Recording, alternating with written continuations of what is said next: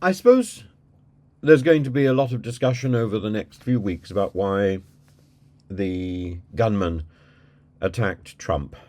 And we're not going to be able to learn from him why he did it because he's been killed. Could it be because Trump is part of the Republican Party, so therefore part of the uh, faction that wants to promote and wants to defend the keeping of guns um, in the States? But he has called in the past for greater checks to be carried out by people who are buying guns, just as greater checks should be carried out here in the UK for people buying crossbows. But uh, that's one much longer discussion. Why the gunman did what he did. The more immediate discussion was the apportioning of blame by the mainstream media, and I think the welcoming of Farage onto the Laura Quensberg show, it just it's ironic that this was onto the BBC, where Farage had promised he wouldn't set foot again, and it's ironic that when he's there, he turns this story into A, blaming the liberal establishment, and B, he turns it all round into being about me, me, me. It's all about Farage, not about Trump. It's all about, and where it is referencing Trump, it's about my friend Trump. In the end, Farage is all about Farage, and that's the lesson I think we need to pick up. I'm going to play you a bit of Farage's monologue yesterday because I haven't done so yet, and I think it's worth listening to in its inanity, and the fact that it came out before we knew the identity of the shooter, and before we knew that shooter was a card-carrying Republican. So nothing to do with the loony left. Listen to what he's got to say.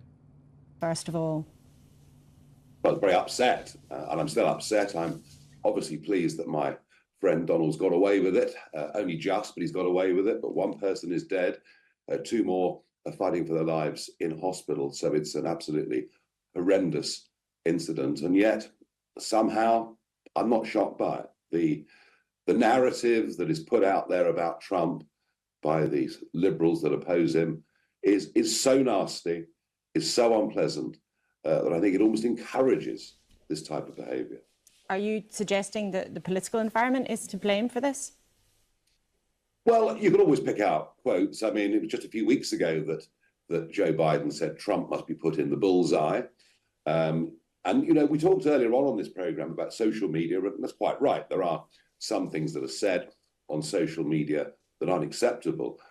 But there is also a mainstream media narrative. And I'm afraid it's very, very one-sided. The BBC is a part of this. It's happening in this country. I mean, I've faced continual attacks for over a decade now. Because it's me, no one cares. In fact, it's even funny, I mean, one of the many times that I had a drink thrown at me, a comedian, so-called comedian on a BBC show says, well, why not battery acid? I mean, I just find the fact that individual, Joe Brand, is still on BBC programmes, I find that really pretty appalling. In all this, not a word about David Amos or Joe Cox. And Laura Quensberg doesn't even encourage it. It's extraordinary. It's all me, me, me. We've got Mr. Aronovich, who does programmes on Radio 4, who recently said that the best way for the Democrats to deal with Trump is to have him shot. Now he says now that was a joke. But so I do think mainstream media, I do think liberal intolerance is increasingly a part of this problem. And yet, Mr. Farage, you're not suggesting surely that this is coming only from one side. If we concentrate on what's happened in America, do the Republicans also not have a responsibility in terms of creating a political environment? Many of Donald Trump's supporters have on many occasions used incredibly direct language here.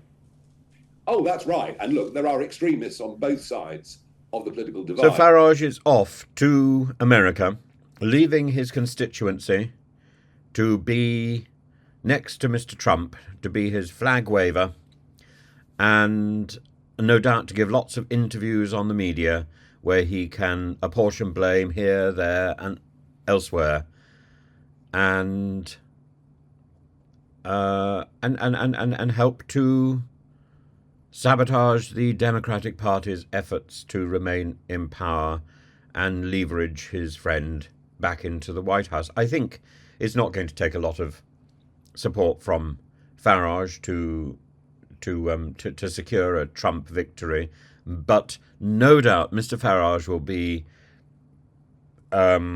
boasting about how much he contributed to Trump's campaign over the next few years. Trump is presented by Farage. We've seen it already in its infancy. Trump is Farage's project. Trump is Farage's poodle.